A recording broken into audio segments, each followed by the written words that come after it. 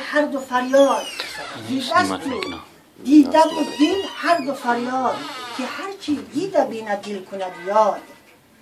بسازم خنجری نشستی فولاد زنم بر دیده تا دل گردد آزاد.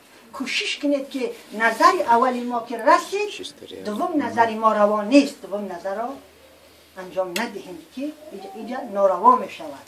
برادران عزیز،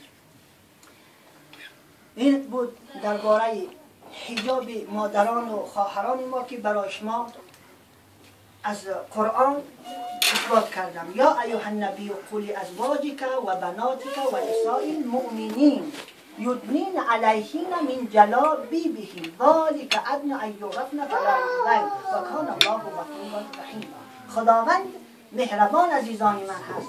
کوشش کنید که همسران خود را، خواهران خود را که این آیه عذابی که خداوند در قرآن خود فرمودند و این عمل کنیم، یعنی به حجاب آنها را دعوت بکنیم تا اینکه ما از مردهای بیگانه، از مردهایی که اذیت برای خواهران و همسران ما میرسانند، یعنی در امان باشیم اگر در حجاب آنها را امر بفرماییم.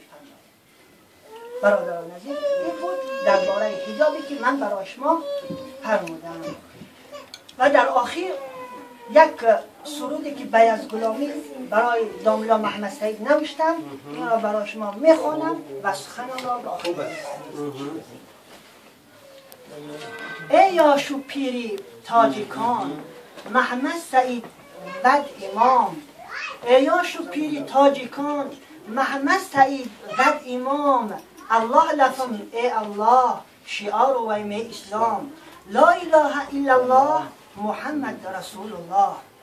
امام که شاد ندنیه ناموس ورید مسلمانان. بچکنن مد پریشان ماخی کتاب و قرآن.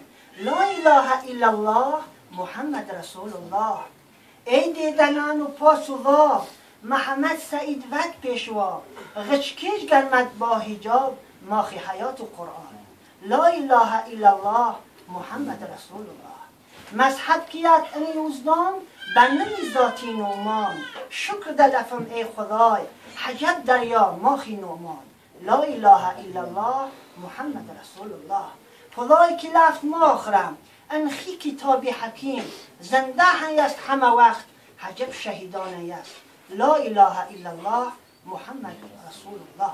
خداوند همه ما را برادران عزیز به اهدنا الصراط المستقیم هدایت بفرماید. و آخر دعوانا ان الحمد لله رب العالمین.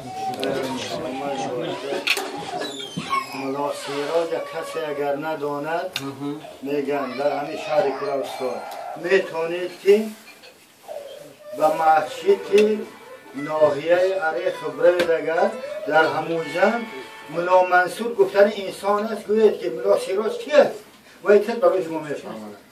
برای همین این کسا زاده شاگردان همین ملا منصور هستند. ملا منصور شاگرد او شخصی که درباره و این شعر ملا سعید اینا چخیلی که استخوان ناخون ای دست جدا نمیشد، این شخص ها همه خیلی پیوند هستند. این شخصیت پیوندی را در اسلام میگن که این اسلام هست.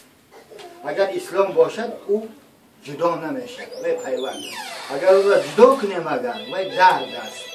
بین این داملا منصور و داملا سعید الهی هم جاش جنت باشد. قطره ذره در اینجا نور کوتاه‌ترینی که انسان را در علم طب میبینند بین این سه کس نمیگذرد. مناصرات همه وقت باشه، سلامت باشه، در جایی که همه شخصیت ها و گرد اطراف تمام جوانان باشند. شما همه وقت سردفتر و تربیتگری همه شخص باشه، همه وقت سلامت باشه. رحمتی کرام خوش آمد میمانم. رحمت